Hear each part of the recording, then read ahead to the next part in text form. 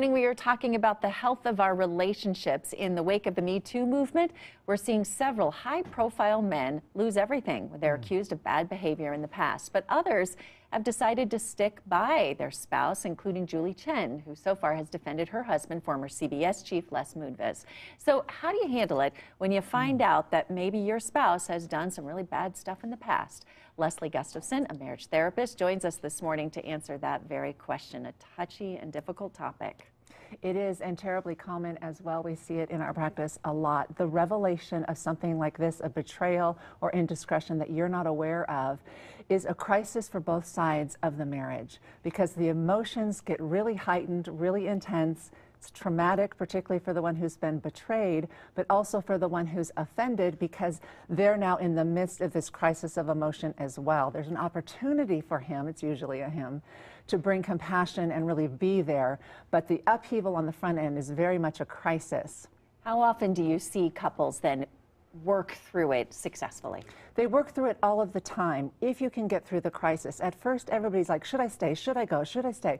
Really, that decision needs to be postponed.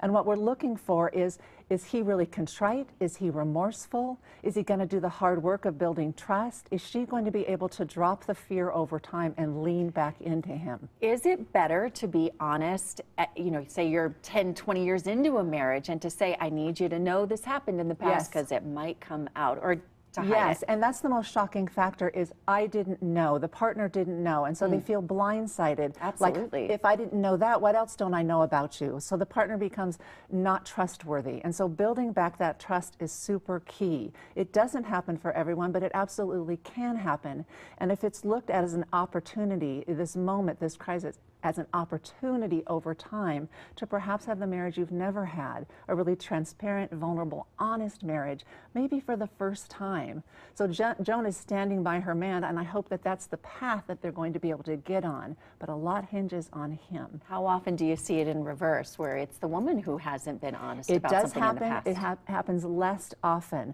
but betrayals and lies, they go both directions. It's not gender specific. Yep. All right. Well, thanks for coming in. My difficult pleasure. topic for sure, but My one pleasure. that needs to be discussed. All right. Weather and traffic now. I think we're going to talk about traffic